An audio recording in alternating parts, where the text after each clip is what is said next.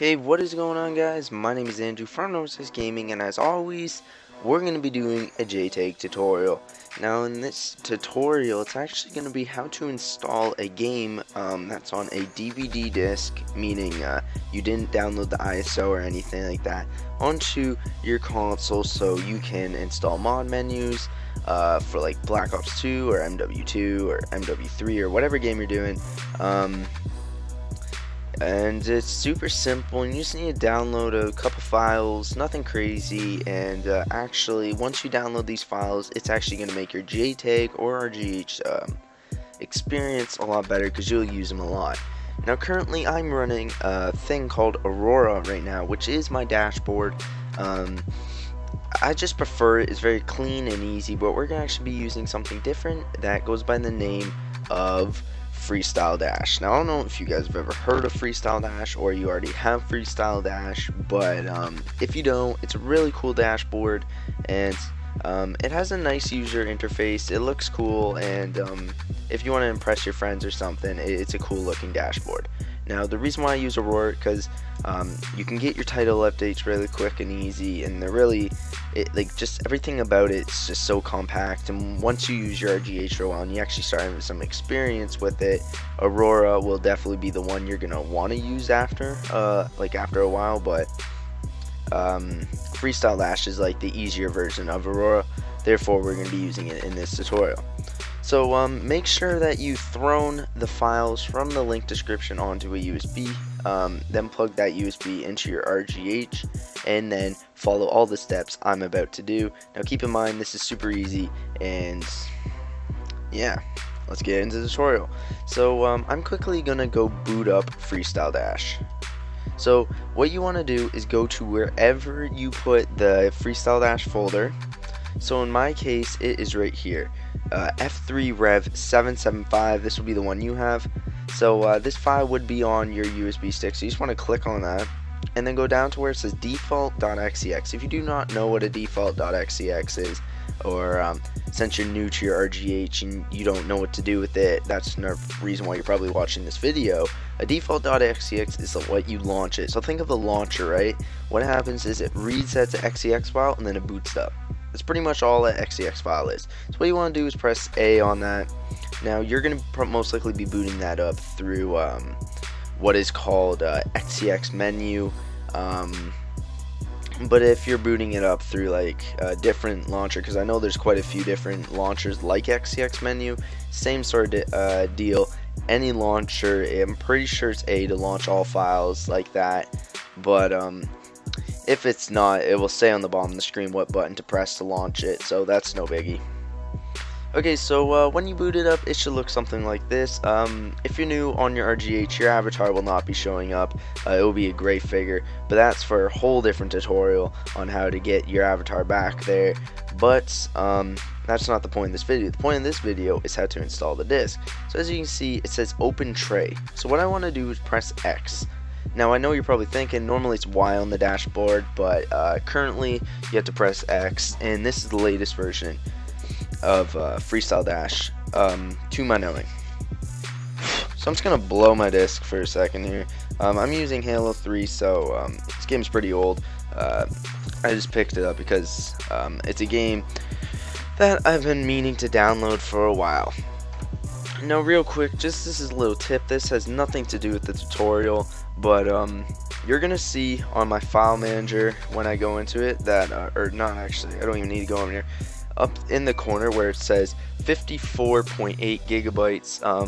If you can kind of make it out, I don't know if it's gonna be pixely for you guys, but it says 144 gigabytes. This is 150 gigabyte hard drive in my RGH. You're gonna want something of that size if you're gonna be modding a lot. If you're just doing little mods, like if you're just doing little mods here and there, 20 gigabyte hard drive is fine. But if you're like me and you like all your games on your hard drive and you don't want to have to play them off disk and everything all the time, you want to boot it up, then definitely get a bigger hard drive. Now that's just a tip from me. Obviously you don't need to listen to it and all that, but just a little heads up, these games do take up quite a bit of space, and you're gonna want to get on that. Okay, So now back to the tutorial. You can see that it says Halo 3 there. Sometimes they'll actually put up a little nice picture over the disc. It'll actually show like a little gameplay screenshot of the game.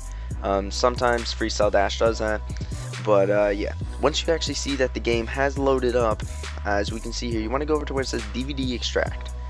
And now this part to some people can get confusing, but it's actually not that hard. So what you want to do is click over here where it says include system update folder. So you want to click that, hit change, go to your HDD one or your USB stick. Sorry about that. Go to your USB stick or wherever you're going to, and you want to create a folder called games. Now once you made that folder, you want to go into it. And as you can see, I got Advanced Warfare and all my games saved into this one folder. This is pretty much what's going to happen with you. This is just going to be wherever you extract any other disk, or like wherever you extract all your games and everything, this will be the folder you put it into. So what you want to do once you make a folder called games, you want to press Y and then go down to where it says start copy. Sorry about that, I just got distracted because I got a text message, so I just kind of looked at it. Another reason why I started stuttering on my words. If it takes a couple seconds to kick in, that means it's like you're doing it right. So now it's just extracting all the files from the disk. Don't worry, the game will not get corrupted in any way like disk format. So if you were to put in a retail console, it will still boot up. So a little scheme that you could do if you're kind of hungry for money is download all your games onto your RGH and then sell them to like GameStop if you're in Canada, or I'm pretty sure they have GameStop in America, I'm not too sure, or wherever you're at, your local game store. You can sell those games back to them, get some money, and you get to keep all your games. So that is actually a little thing you can do. Keep in mind that in some places where you live it is illegal. Currently in Canada it is illegal, but if you're smart about it, you can't actually get away with it. That's just a little thing you can do. But I have all those games you saw in this folder, I do actually own, and they're not ISO downloaded. So yeah. So I'll be back when this is completely downloaded, and no, I'm not going to do a cut. I'm just going to fast forward through it. That way you guys can actually see the full process for yourself. And yeah, so see you guys when this is done.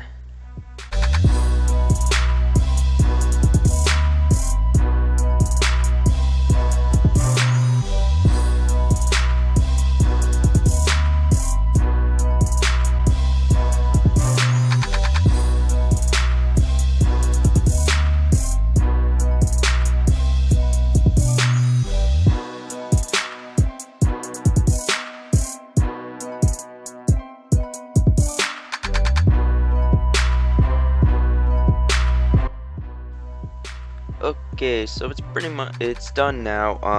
Now a lot of you guys, when downloading this, when it's at the when you see no more files at the bottom being copied, and it just says copying file, and then whenever the last name of it, in my case, is q10.dil, that means it's done. You don't have to wait. It's completely done. As long as it says 100% and it says X amount of numbers of files out of X amount. So in this case it's 167, and it says 167 and the megabytes are right. You can from there press B. Now I'm actually gonna show you something here. So I'm gonna just press X and take the game out of my disk tray. And give me a second while I do that. There we go. So the game is completely out of the disk tray, and I'm just going to wait here for a second to show you that it is completely out of the disk tray. There you go, it says open tray, meaning that there is no game in there. And I'm not going to do a cut, that way you guys know I'm not lying to you. I'm going to go into my HDD one, go into my games folder, and now I'm going to scroll down. There it is, Halo 3. Now you'll see, excuse me, sorry. Now you'll see all these files. Now you want to go back to the default .xex and boot it up. Now if you're playing Call of Duty or any game with multiplayer features, you will notice that there will be one called default.mp.xex, and that's how you it will pretty much just push you into the multiplayer menu. That's how you activate mod menus and everything. So a little heads up, so if you have a file like that and it's asking you, let's just say after you download the game and you try installing a mod menu, or after you're done downloading it, it asks you to boot up the game. If you just want to play single player, you want to tap on the default .xex, sorry, and if you want to go multiplayer, you do the default .mp.xex. But as you clearly can see, we have Halo 3 booted up. It works. This isn't just a picture that I've thrown on the screen. So yeah, if this tutorial helped you, hit that like button. Also hit that subscribe button for me. I'm slowly starting to build my channel, which is really awesome. I'm getting peer support from you guys. So yeah, if this tutorial was a good one and you thought that, or you think I should do more tutorials like this, put in the link description what you need help with and what you would like to see, and I'll do that video for you guys. So as always, stay awesome.